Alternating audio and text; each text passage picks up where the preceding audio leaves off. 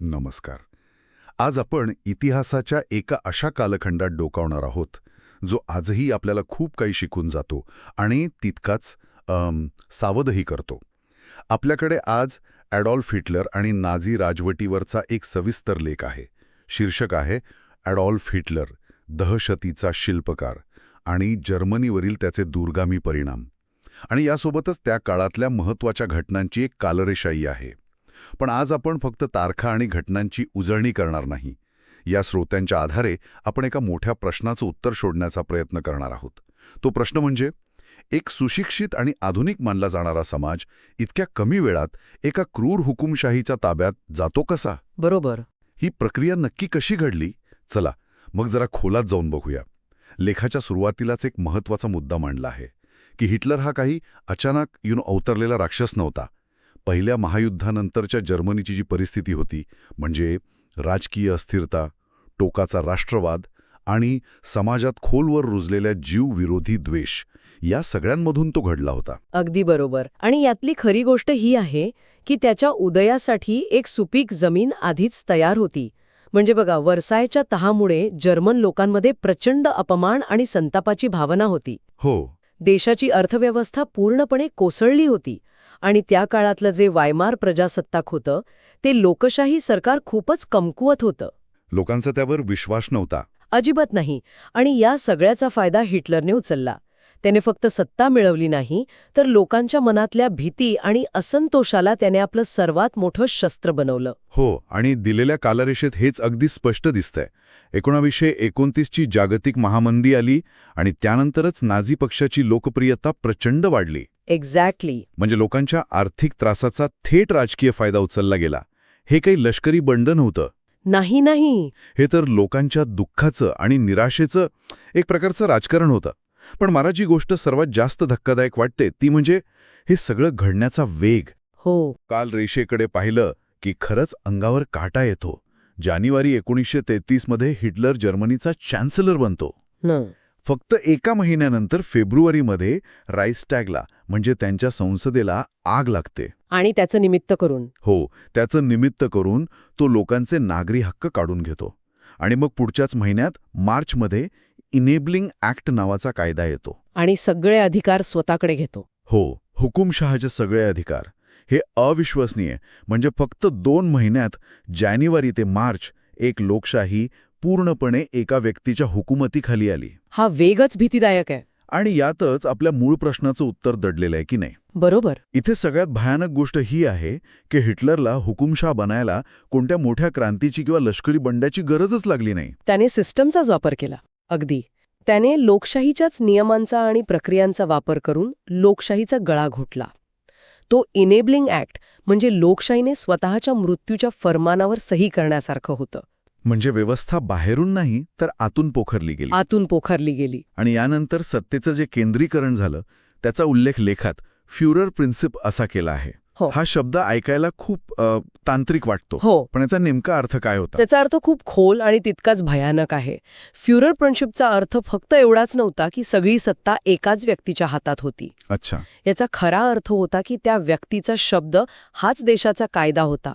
संविधान, संसद, न्यायालय या सगळ्यांपेक्षा हिटलरची इच्छा मोठी मानली गेली. बापरे. म्हणजे देशाचा कारभार नियमांनुसार नाही तर एका व्यक्तीच्या मर्जीनुसार चालणार होता.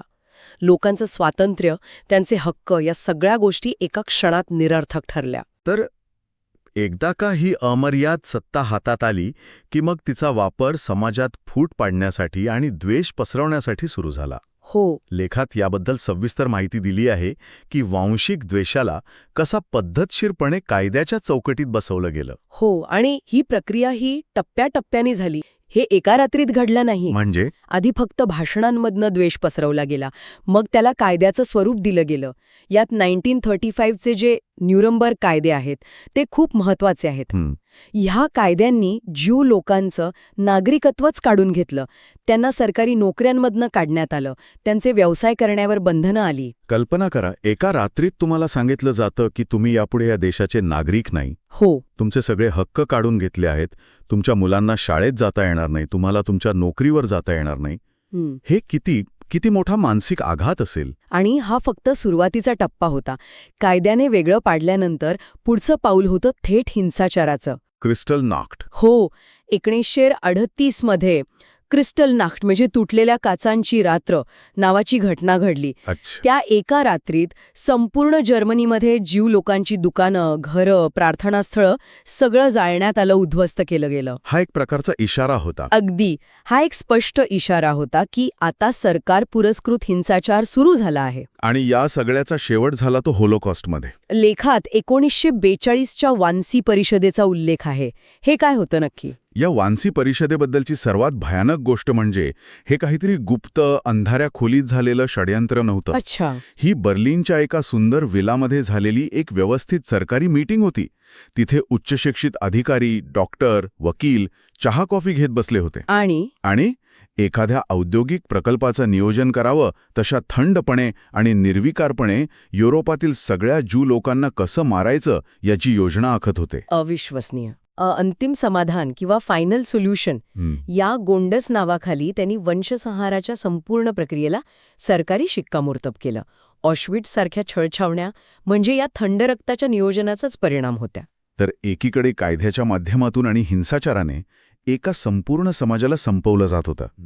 पण दुसरीकडे या सगळ्या प्रचंड मोठ्या लष्करी आणि दडपशाहीच्या यंत्रणेला चालवण्यासाठी पैसा कुठून येत होता? बरोबर. आणि सर्वात महत्त्वाचं, सामान्य जर्मन लोकांना हे सगळं मान्य कसं होत होतं? स्रोतांमध्ये या आर्थिक बाजूबद्दल काय म्हटलंय? हा खूप महत्त्वाचा प्रश्न आहे. कारण हिटलरच्या लोकप्रियतेमागे त्याची आर्थिक धोरणं होती हे नाकारता येणार नाही. जेव्हा तो सत्तेत आला तेव्हा जर्मनीमध्ये बेरोजगारी प्रचंड होती. त्याने मोठमोठे सार्वजनिक प्रकल्प सुरू केले, जसे की ऑटोबान म्हणजे हायवेचं जाळं तयार करणं. हो. लष्करावर प्रचंड खर्च करायला सुरुवात केली. यामुळे लोकांना नोकऱ्या मिळाल्या. त्यामुळे सुरुवातीला लोकांना वाटलं की हा माणूस देशाची अर्थव्यवस्था रुळावर आणत आहे. पण मग मला एक गोष्ट कळत नाहीये, जर बेरोजगारी खरंच कमी झाली होती आणि अर्थव्यवस्था सुधारत होती तर लोकांना यातला धोका का दिसला नाही? हो, आणि लेखात ॲडम टूज यांच्या द वेजेस ऑफ डिस्ट्रक्शन या प्रसिद्ध पुस्तकाचा संदर्भ देऊन हेच स्पष्ट केलं आहे. अच्छा. हा जो आर्थिक चमत्कार होता तो पूर्णपणे फसवा होता. तो एका तकलादू पायावर उभा होता. ही वाढ नैसर्गिक नव्हती. म्हणजे हा सगळा पैसा लष्करी तयारी आणि युद्धाच्या तयारीवर खर्च होत होता.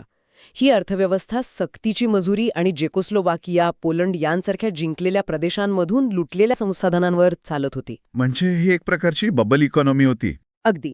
सोप्या भाषेत सांगायचं तर हे एका अशा घरासारखं होतं जे बाहेरून खूप छान दिसत होतं, पण त्याचा पाया पोखरलेला होता आणि ते कधीही कोसळणार होतं.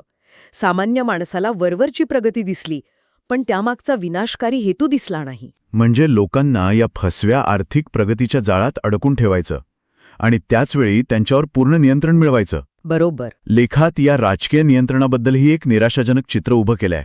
हो, हे संपूर्ण नियंत्रण होतं. Total control. एकदा सत्ता हातात आली की सर्वात आधी विरोधी पक्षांवर बंदी घालण्यात आली. कामगार संघटना बरखास्त केल्या. हो. स्वतंत्र वृत्तपत्रांचा आवाज दाबण्यात आला. गेस्टापो नावाच्या गुप्त पोलिसांचं जाळं सगळीकडे पसरलं होतं. ते कोणालाही उचलून घेऊन जात असत नाही का? कोणालाही. सरकारच्या विरोधात बोलणाऱ्या कोणालाही. यामुळे लोकांमध्ये प्रचंड भीतीचं वातावरण निर्माण झालं. म्हणजे हा आघात फक्त भौतिक नव्हता, नाही, तर तो मानसिकही होता. नक्कीच.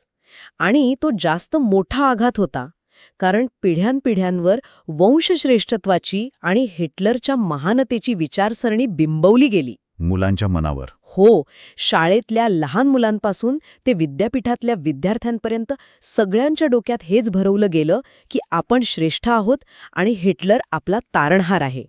जे विचारवंत, कलाकार, शास्त्रज्ञ या विचारसरणीला मानत नव्हते त्यांना एकतर देशातून हाकलून दिलं गेलं किंवा त्यांची मुस्कटदाबी केली गेली. स्वतंत्र विचार करण्याची क्षमताच काढून घेण्याचा हा एक पद्धतशीर प्रयत्न होता. अखेरीस 1945 मध्ये हिटलरच्या आत्महत्येने आणि जर्मनीच्या पराभवाने ही राजवट संपली, पण त्याचे परिणाम तिथेच थांबले नाहीत, नाही का? अजिबात नाही. लेखात त्याच्या दूरगामी परिणामांवरही भर दिला आहे. हो, कारण युद्ध संपल्यावर जर्मनी नावाचा देश भौतिक आणि नैतिक अशा दोन्ही पातळ्यांवर पूर्णपणे उद्ध्वस्त झाला होता. त्यानंतरची परिस्थिती खूपच मोठी होती. जर्मनीची राजकीय आणि नैतिकदृष्ट्या पूर्णपणे पुनर्बांधणी करावी लागली. श्रोत्यांमध्ये म्हटल्याप्रमाणे विनाझीकरण म्हणजे नाझी विचारसरणीला समाजातून मुळासकट उपटून टाकण्याची एक मोठी आणि अवघड प्रक्रिया सुरू झाली. लोकांना त्यांच्या इतिहासाला सामोरं जावं लागलं असेल. हो, जे खूप वेदनादायी होतं. आणि जागतिक स्तरावर याचा काय परिणाम झाला? जागतिक स्तरावर होलोकॉस्टच्या त्या भयंकर अनुभवातून मानवाधिकार आणि वंशसंहार रोखण्याच्या गरजेबद्दल एक नवीन जाणीव निर्माण झाली. युनायटेड नेशन्सची स्थापना असेल किंवा मानवाधिकारांचा वैश्विक जाहीरनामा असेल, या सगळ्या गोष्टी त्यातूनच पुढे आल्या. यातून एक महत्त्वाचा प्रश्न निर्माण होतो, जो आजही तितकाच महत्त्वाचा आहे. अशा भयंकर नैतिक पतनातून एक देश आणि संपूर्ण जग काय शिकतं? खरंय, लेखाच्या शेवटी दिलेला अभ्यासपूर्ण परिच्छेद याचा उत्तम सारांश देतो.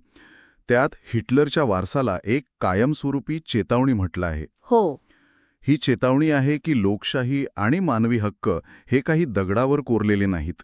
त्यांना लोकांनुई हुकुमशाही आणि भीती पसरवणाऱ्या राजकारणापासून सतत वाचवावं लागतं. तर या सर्व स्रोतांचा आढावा घेतल्यावर आपल्या सुरुवातीच्या प्रश्नाचं उत्तर हळूहळू स्पष्ट होतंय. एक आधुनिक समाज हुकुमशाहीच्या ताब्यात कसा जातो? तर ही काही एका रात्रीत घडणारी घटना नाही. ही एक टप्प्याटप्प्याने घडणारी प्रक्रिया आहे. अगदी बरोबर. आपण जर या प्रक्रियेचे टप्पे पाहिले तर ते असे दिसतात.